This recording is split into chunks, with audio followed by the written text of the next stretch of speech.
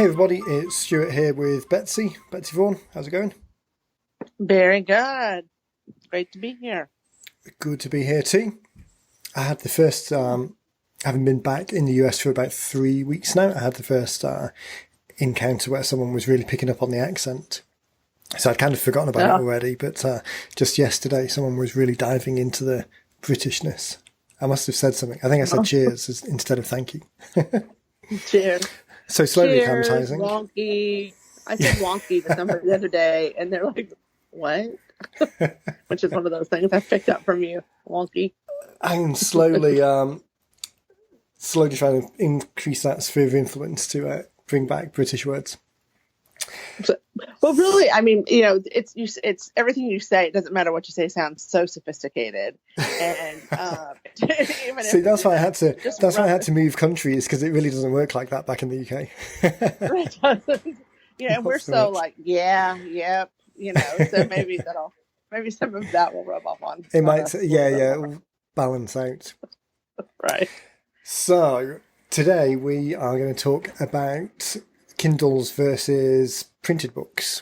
I was going to say Hmm. traditional books, but I guess there's more and more of a tradition of Kindles being traditional, or a generation Right. of people coming behind us Yeah. where they're perhaps more used to that than a traditional print book. So I think there's a couple Isn't that, of yeah, that's true.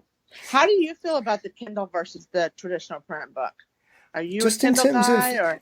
I have a Kindle. I've got a Kindle app on the Mhm. iPad. The Kindle that Mhm. I've got is actually super old. I mean, it must be 10 years old by now. It's one of the old ones with a keyboard, but I just don't use it Right. enough to justify updating it. So maybe 60%, or maybe even more than that, 80% of the books that I've read recently have been not physical.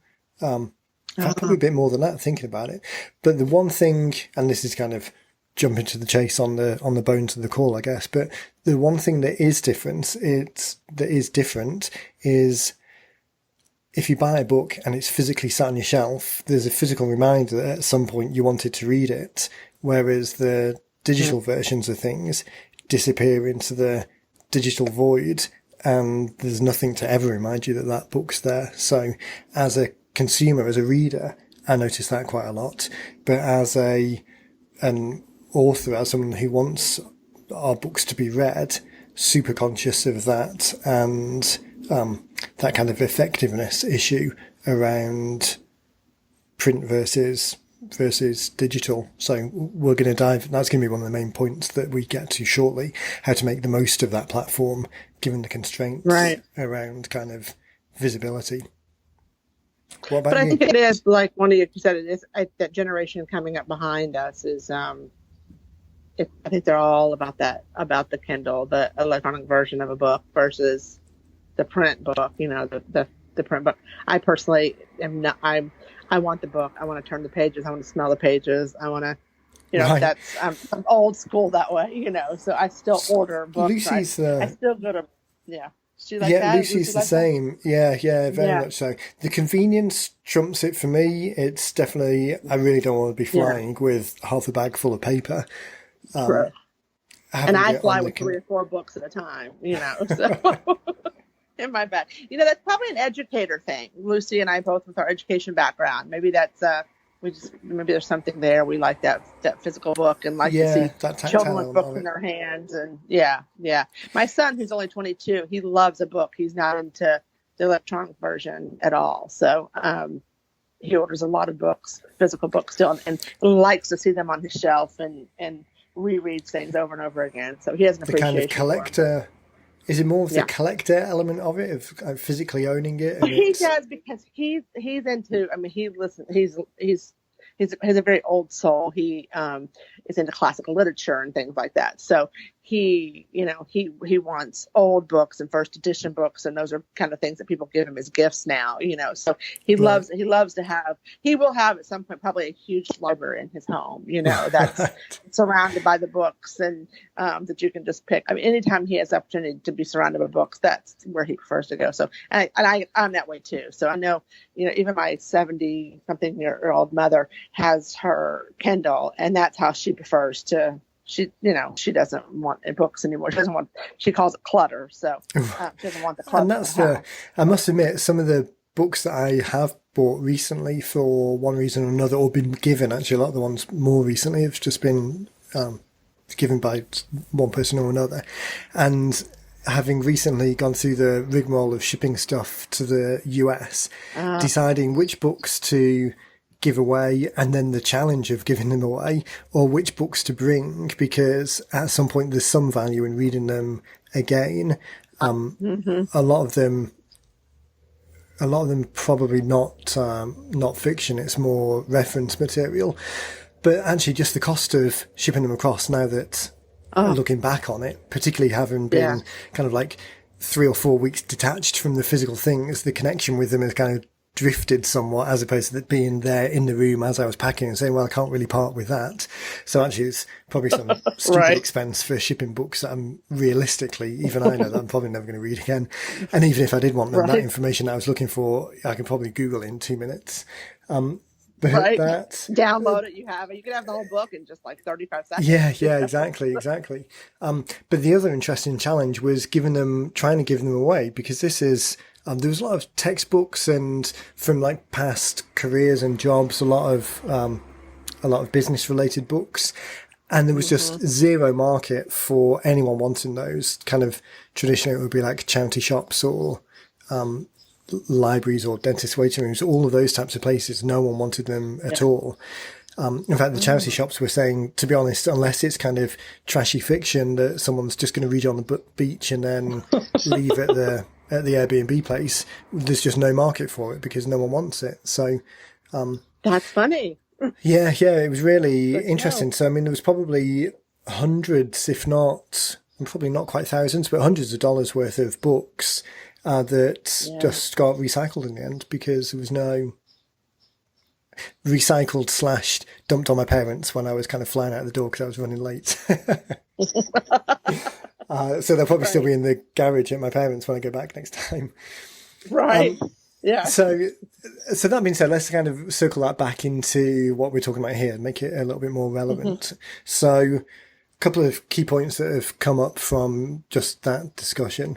One is we've said it before, to be honest, but just the reading rates generally are going down over time, not going up over time. So fewer people are reading things, whether it's digital or in print, because the average attention span is falling across the board. And then that staying front of mind element of a book does take up physical space, and there are visual cues. It's sat on a shelf somewhere. That means that it can be referred to later. The digital equivalent of that is infinitesimally smaller, the likelihood that it's ever going to get read again, because it's just never going to get passed over again. I don't have that many books on my Kindle, maybe 30, if that, over the last however many years. But even those, I think the default library view is chronological, with newest first. So there's no circumstance that I can think of that I really scroll past the first page of a book in that library.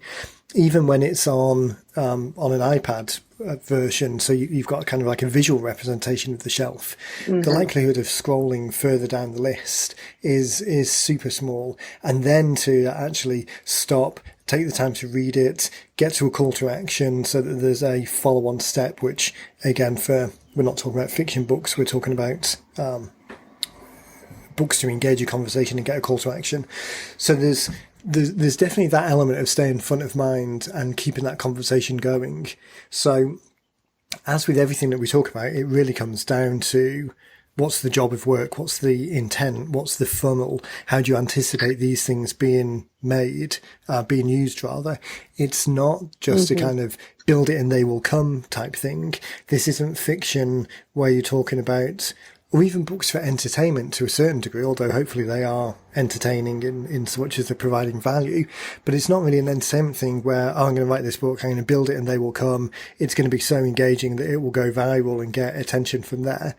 The likelihood of all of that, or the serendipity that you're expecting for all of that to turn around, is just very unlikely. So we've got to think of better ways of making sure that conversation moves forward as soon as possible. Right. Okay. The build it and they will come type thing, we've been talking to a couple of people recently who have kind of fallen in that camp of I knew this was a good thing to do. I should just do it. And when I do it, then magic things will happen because it will be done.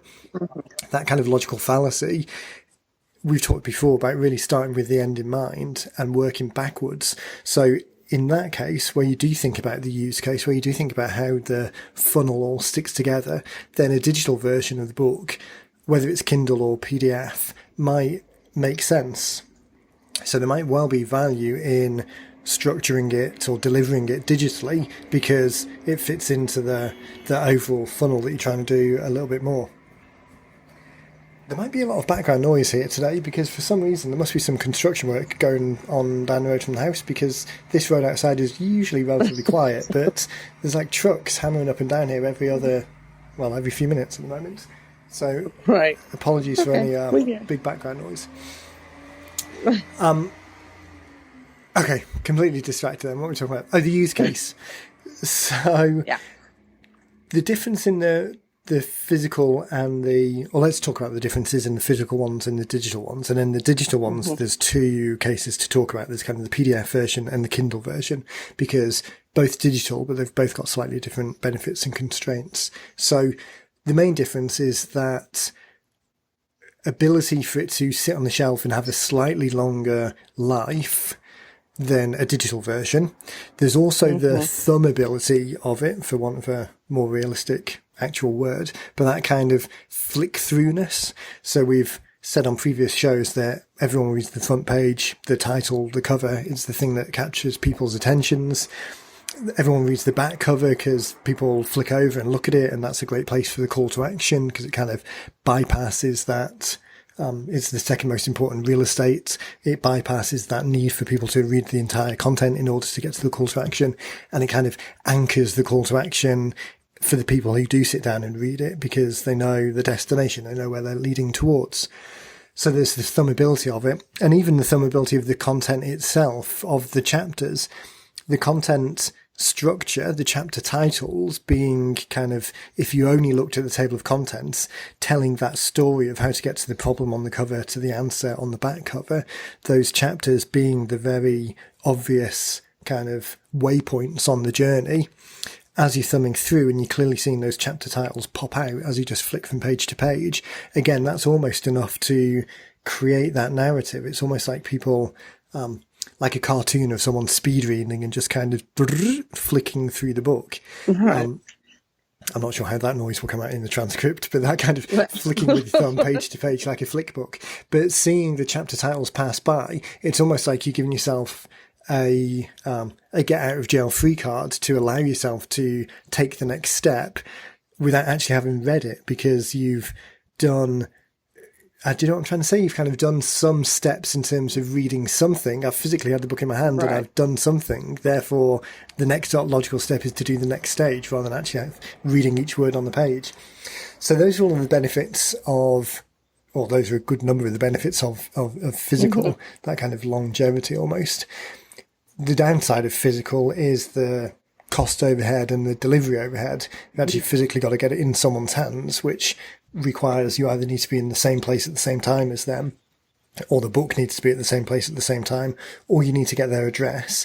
And in theory, particularly for starting newer relationships, all of these additional steps are barriers to entry. They're kind of confounding factors or elements to slow down that speed that you want in taking things from that velocity of the thought. Someone's had the thought that they've got the problem, they've had the thought that they want to fix it, and how can you, with the most velocity, the most momentum, get from A to B? And a physical book, in a lot of ways, does slow all of that down. So the upside on the digital front then is exactly that speed. You can deliver something to someone immediately with the minimum number of steps. I mean, in theory, if you could run a AdWords ad or Facebook ad to a download page that just offered the download there straight away with no opt-in whatsoever, if you were confident about the journey that you were taking them on in the book, if you were confident about the minimum viable commitment, call to action, the clear next step that obviously adds value, then you can give the first step away for zero cost. Typically, that's not what we recommend. We typically recommend that it is behind at least an email opt-in. just to start that conversation and allow it to continue over email. But there are definitely use cases where you might want to speed it through. And from a velocity point of view, that is absolutely the fastest.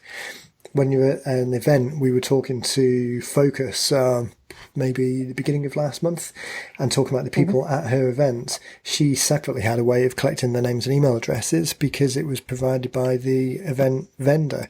So just putting one of the slides up on screen as you're talking through having this perfect relationship with people, what you really want to do is look at the second chapter in the book, because we dive deep into this particular point. So up on the screen behind me, here's the URL. Just go and download it straight away, grab that copy, and then you can see the checklist that we're talking about to do whatever. Again, think about what the use case is and then have the delivery to match, not vice versa. So the upside is speed, really. The downside is you don't have that thumbability, and the kind of the half-life of the book, the attention duration that you've got is a lot shorter than it is in the physical world. Everything moves a lot faster, and equally the person moves on to the next thought a lot faster. So in that scenario, you want to really make sure that you've got the opportunity to keep that velocity going and move on to the next step as quick as possible. So you might need to be more aggressive with the call to action suggestions. You might need to be more aggressive with the go here for the next step, or if you want more information about this, here's another link to follow, here's another piece of information to follow, which in the physical world.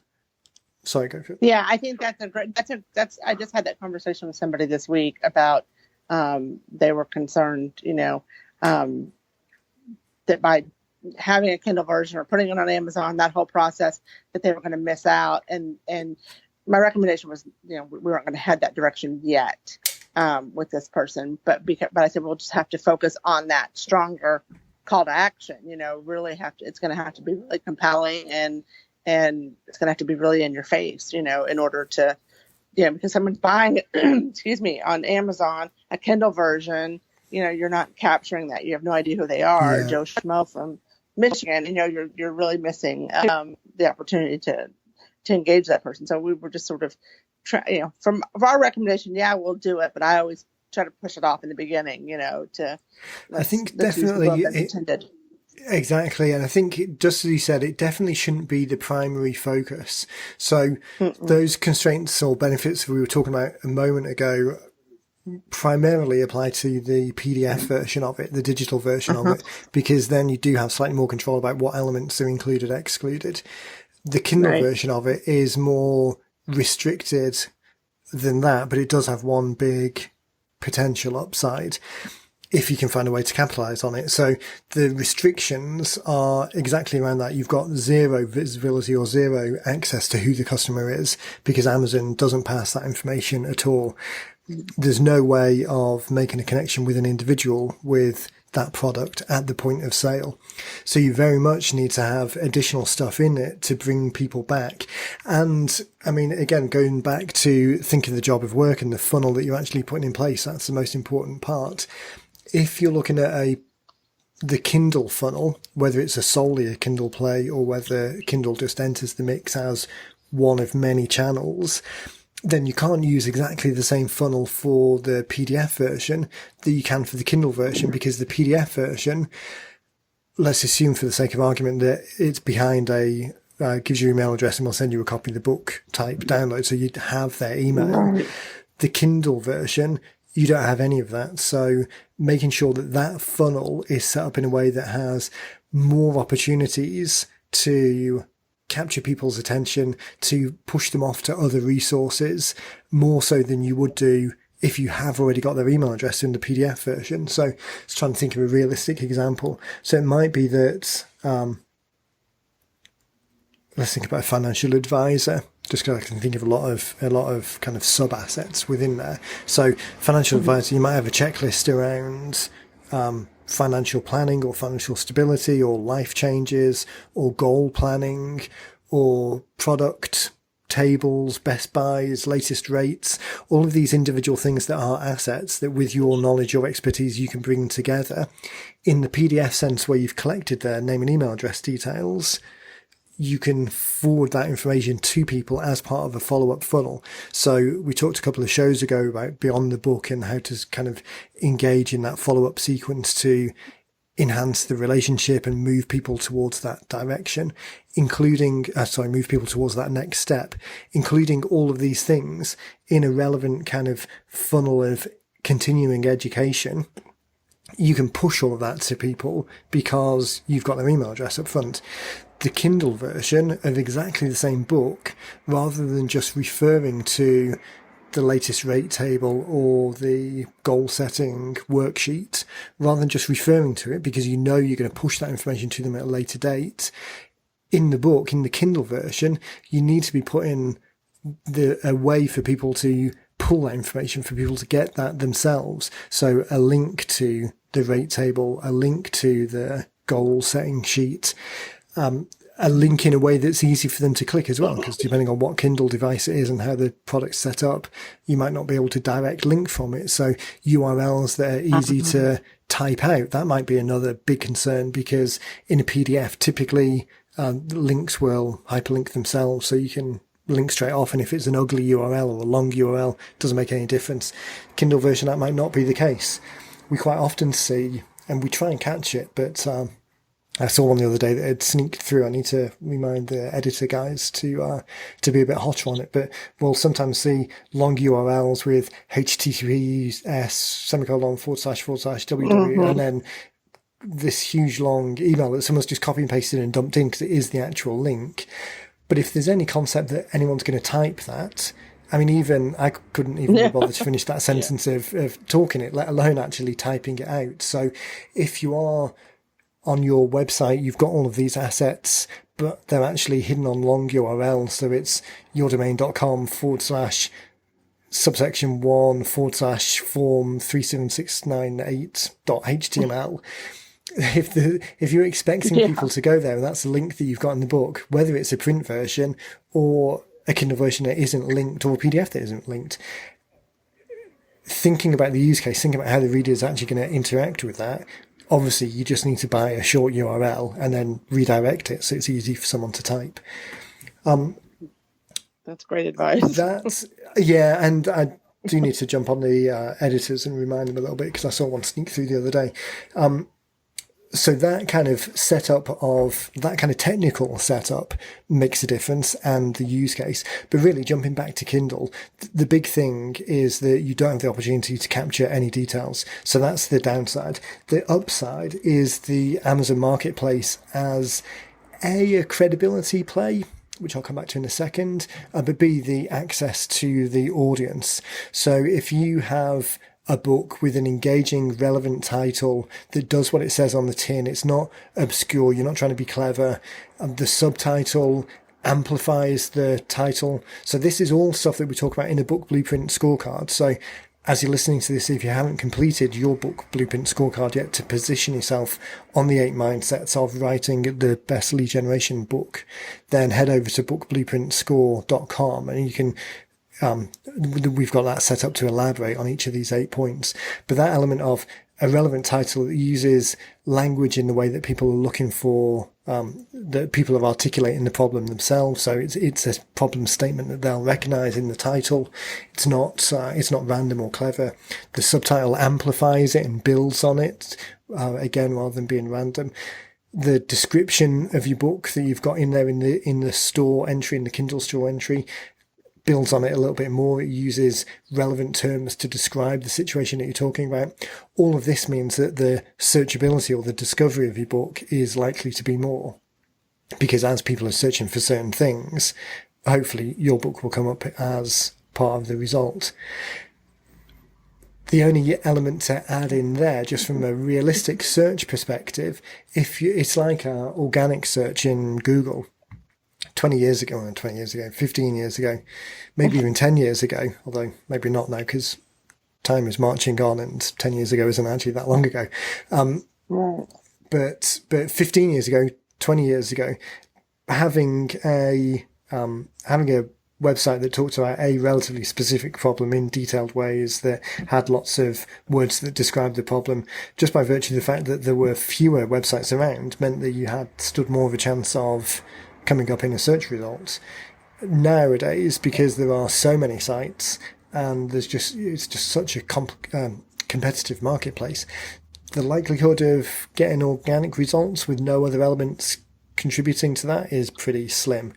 The same with the book in the Kindle store, particularly because of the low barrier to entry, but even in the physical store, just expecting to get search traffic from there, whilst it does happen, it's a far more competitive environment now than it was a number of years ago. Then that varies depending on your niche. If you're a financial advisor or a life coach, it's going to be tough because there's a lot of competition there. If you're what's an example? I'm trying to think of a smaller language. I was going to say French or Italian. Maybe Italian, your books are written in Italian talking about a specific problem to a region in Italy. The likelihood of someone else having written that is a lot slimmer, so therefore you've got a lot more chance. So again, just like traditional competitive advantage or disadvantage, that kind of SWOT analysis type approach to looking at it. I just took a breath and realised that I've been talking a lot, and I'm not sure whether that was coherently following one. It's all good stuff. It's all good. Because it's come up a couple of times. This happens quite a lot in the shows, actually. We don't necessarily have a big forward schedule of things that we want to talk about. There's a couple of things that we do, but generally speaking, we talk about what's happened in the previous weeks, and where quite a few people have asked similar questions, then all of this kind of pent-up knowledge, you just want to dump it out on the call, and it turns into a call like this. So where did we get to? We were talking about the benefits of each and the challenges with the Kindle platform and the benefits of the Kindle platform. I think we've touched on the main points, and the main point being, again, going back to the thing that we always end up saying, think about the funnel first, think about the job of work, and then come back to how best to achieve that. And the fact that the same funnel is unlikely to work as effectively, at least, across multiple different ways, multiple different channels. It's having the same funnel for everything. So people who walk into your storefront and pick up a copy of the book, working with complementary non-competing businesses, complementary non-completing partners and other businesses where they can support it, working with charities or community groups, the digital funnel that you've got, the social funnel that you've got, the Amazon funnel that you've got, having exactly the same follow-up sequence as much as possible is better than nothing, but tailoring each of those to be as relevant to the platform as possible, as relevant to the way that people are interacting with it as possible, is going to provide more bang for the buck. Having said that, though, I definitely would start with the same funnel right across the board in as much as you can, because then at least it's done, rather than the alternative that we see a few times of people going into that kind of analysis paralysis stage and not really wanting to pull the plug pull the trigger on anything until everything's perfect. And that's a fallacy as well, because you kind of fall into this trap of it never quite being there. And then 2 years goes by and you've still lost all of those leads. We were talking earlier in the week, I can't remember who we were talking about, but saying that someone had come back after 2 or 3 or maybe even 4 years now, and they were just kind of picking up the book and were now going to do something with it. Whereas the original version, although it wasn't, they did make some changes, so there was obviously some improvements that could have been made. But just imagine how many leads have kind of fallen through the net and disappeared and moved on to other things and worked with other people in that intervening period. I mean, it's great that people are coming back now. Yeah, exactly. We say that all the time, even with people who are having the conversation of, holding a book because they're doing edits to it and they want it to be quote unquote perfect, all the leads that they're missing, or even getting started on a book. I have conversations with people, and then we have more conversations, and we have several conversations throughout the year, and we kind of joke about it. And some people are not as quick to move as others, but when you've had 6 or 7 conversations with someone, and a year later they finally come on board, I think that's the first thing that I think about. Like, wow, if you had done this book last year, you could potentially have a whole bunch of new business, particularly if there's not a strong reason of not doing it. I mean, if it's an active decision not to do it, then fair enough. I mean, that's perfectly fine. If it's just because, I mean, even to a certain degree, the people who kind of pass through the radar, and as you're listening to this, you can have guys in exactly the same situation. People who pass through the radar, but it's only kind of a touch point once, and it doesn't really get into their psyche. They're not quite ready yet, and then it just falls out of people's heads and they move on, which is why we go on so much about having that follow-on sequence, because it does stay front and centre longer. But I've got a certain amount of sympathy for where it just kind of, the thought comes in and then it goes out again, because I forget about stuff all the time. But for those people who have that ongoing conversation and they take that first step repeatedly, or even worse, or even more so, the guys who have actually done the book, the first version's done, it's kind of 80% of the way there, but then it's just kind of failure to pull the trigger, either through not getting around to it, or this kind of analysis paralysis of wanting it to be perfect. That's almost the worst situation, because all of that effort is just wasted. It's not like that first group of people, the people where it pops in and pops out, there's kind of virtually zero effort there. So that's just life. That's just what happens. But for people who put any effort in, like the repeated, I want to get started people, but then actually don't get started, or the people who've done it, but just not quite finished it, that just seems like such a huge missed opportunity for people, because so much of the work has been done already, or so much of the thought process has been kind of started.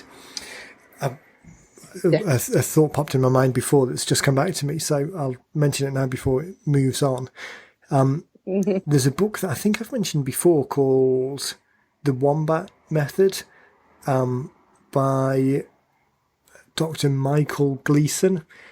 I'm pretty sure that I've mentioned this on the show before, and I'm pretty sure that I've said I'll put a link to anything that I can find. And then, can you say that again? What was it? The Wombat Method, or Wombat Selling, called Wombat Selling. Like the Australian animal, a wombat. Yeah, wombat, yes. Yeah, Wombat Selling. I can't for the life of me remember why it's called Wombat Selling, but one of the big thoughts in there is around this thing called check moves.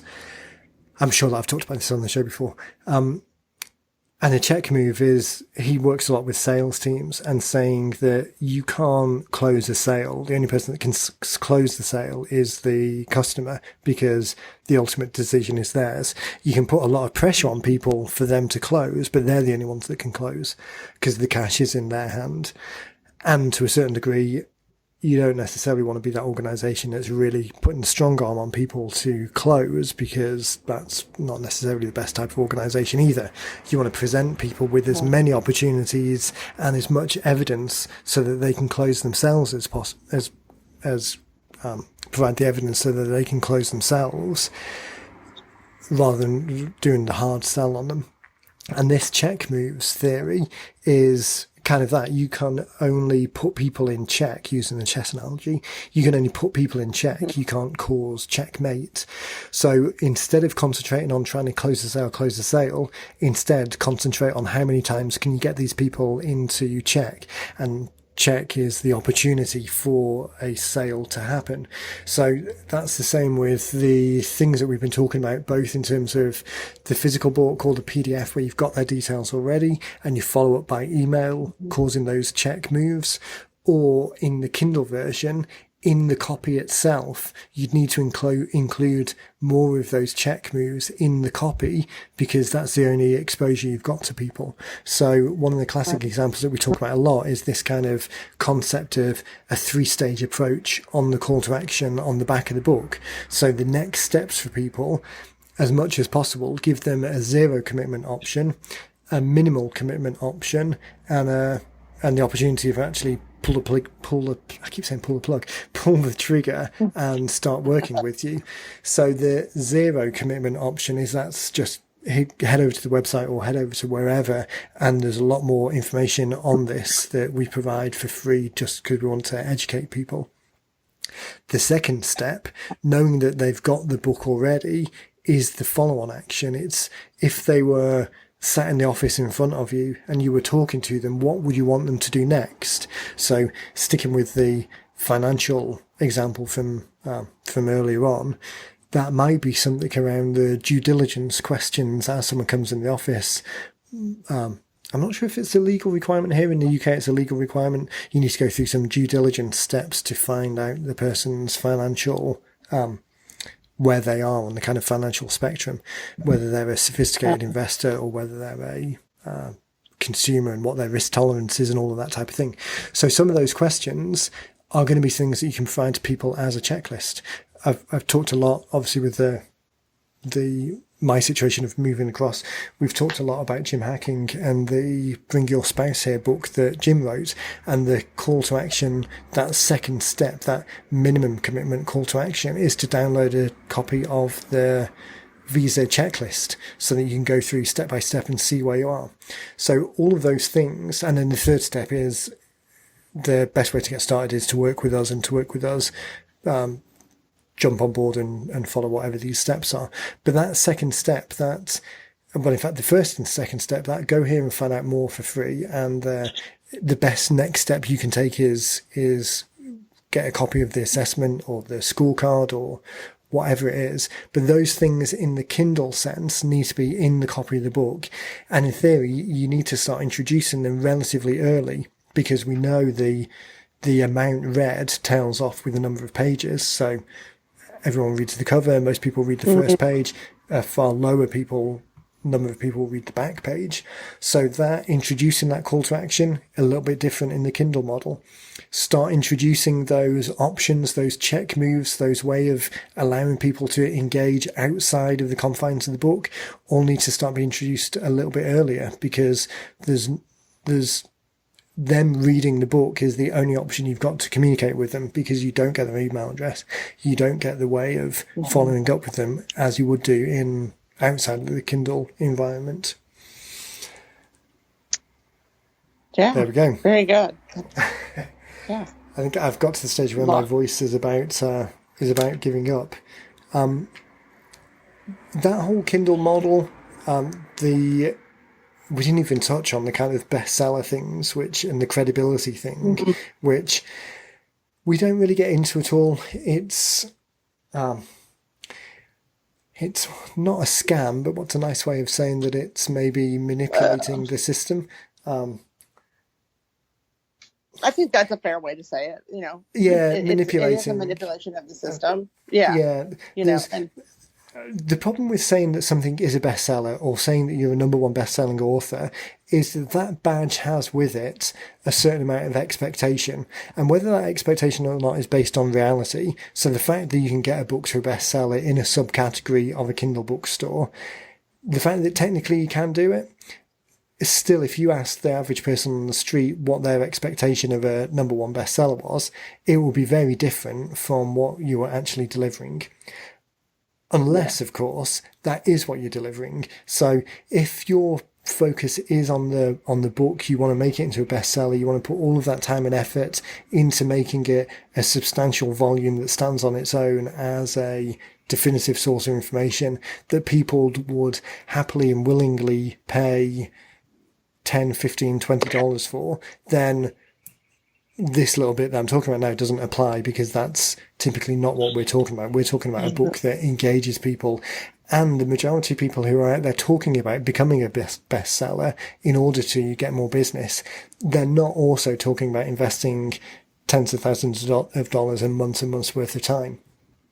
However, as always, depends on what the use case is, depending on what the funnel is, depending on what the end product is. If that is what you're doing, then ignore this next few minutes, and because you are taking those steps. But for people, when they hear bestseller, there's an expectation around it. It's the same we've talked about in the shows before about charging for the books on Amazon. There's a minimum price that you have to charge, but some people want to charge $10, $15, $20 for the physical book. And the problem is, when you look at the competitive landscape of what other books are being sold for that, you'll typically see best-selling authors with books of 150, 250, 300 pages selling for that same price. And unless you're going in at that level, which isn't what we're talking about, if that is what you're doing, this podcast isn't probably going to give you all of the answers. It will point you in the right direction, but you then also got a lot of work to do on top of that. Our process isn't going to get you to that. That's not what we do. So the downside of the credibility play in the Kindle or even the Amazon store is there's the risk of this expectation gap. And it's definitely not all the time, because there are plenty of very concise books that absolutely deliver value. And certainly that's what we do talk about. We do talk about delivering value in the content, answer the one question as deeply and as comprehensively as possible, give people the opportunity then to learn more and to take their understanding to the next step. But it's just where it's coming from. It's like the positioning behind it. If people are trying to, if they just want to get to a bestseller label and then aren't really bothered about the content, then there's a disconnect. If they want to get to a best-selling label and there is concern for the content, there is a kind of willingness to put behind the content, then that's fine, because it's kind of congruent. Ask the average person on the street, is this a bestseller? Then they might say yes if it meets those criteria. So the social proof side of things, I would think about that as a benefit of a secondary or tertiary benefit of doing this, rather than the primary reason for doing it. The primary reason for doing it should be engaging and starting the conversation and then moving it forward. And if you do the work necessary to make it a bestseller, or if it happens to become a bestseller, that's great. It's an added bonus, rather than doing it from the point of view of, I'm going to game the system to get that, and then I've got to follow up with something that kind of meets that criteria. That's some very good points there that you made. Definitely. Well, hopefully it's hard for, whenever, because that's when I speak to people. Oh, I want this to be an Amazon bestseller, and that just it's from my perspective. I never want to promise anything, and it's not something that we do, and it's not, well, obviously we'll put the book on Amazon and we'll help you set it up and stuff, but it's not the right process, for you. And what's the reason for doing it as well? Exactly. I think there is a little bit, we started off the conversation, so it closes out nicely by saying the build it and they will come type model isn't really realistic, because if it ever was realistic, to a certain degree, it was a coincidence of a gap in the market and the supply and demand mix. So if you're the only Kindle book in town, then you're going to be a bestseller because there's no other competition. If there's 10 million competitive books out there now, that's more of a difficult thing. But it's the intent behind it. If you just want to be a bestseller because you think it will magically make things happen, then that's probably not the case. If you want to be a bestseller because it's actively supporting other things, because you know that within your environment you want to get on the speaking circuit, and looking at all of the other speakers out there, they all have this best-selling label that they can apply to themselves, so therefore it ticks that box and moves it forward, then that's more of a valid case than, oh yeah, I just want it because someone said it was a good idea. Yeah. So with all of that being said, let's wrap up. I think a couple of actions then for people. Really, the best thing you can do if you haven't yet completed your Book Blueprint scorecard is head over to Book Blueprint Score and go through the steps that allow you to assess yourself on the 8 mindsets. If being a best-selling author within an Amazon category is important to you, we've not, like we said, that's not really something we focus on, but these 8 mindsets will definitely help you assess where you are across the board and put you in the best possible place to get to that stage, even if that stage is outside of something that we particularly talk about. So top point is head over to bookblueprintscore.com. I'm going to try and remember, I've written on a bit of paper here, to put a link to Michael Gleason's book, the Wombat Selling book, in the show notes. So show notes are going to be, this is episode 64. So head over to 90minutebooks.com/podcast. And episode 64, I'm going to put a link to that. But if something happens that I don't, or if you just want to search for it, then I'm pretty sure the book is called Wombat Selling. I'm pretty sure it's by an Australian academic called Dr. Michael Gleason. Previously the book did go out of print. It wasn't available, but you could find some PDFs on some like archive sites here and there. I don't know whether it's still in print, whether you can still get a copy of it. If I can find a link, I'll put the link in the show notes. So 90minutebooks.com/podcast. Michael Hewitt Gleason. Yeah. That's it. You found it? Yes, that's it. Perfect. Yeah. It's on Amazon. Yeah. Okay, excellent. Oh, perfect. Oh, so maybe it's only available on Amazon now. You used to be able to find a PDF download of it. Maybe that's what's not now available. So we'll put some links in, but feel free to Google it a bit more if you want.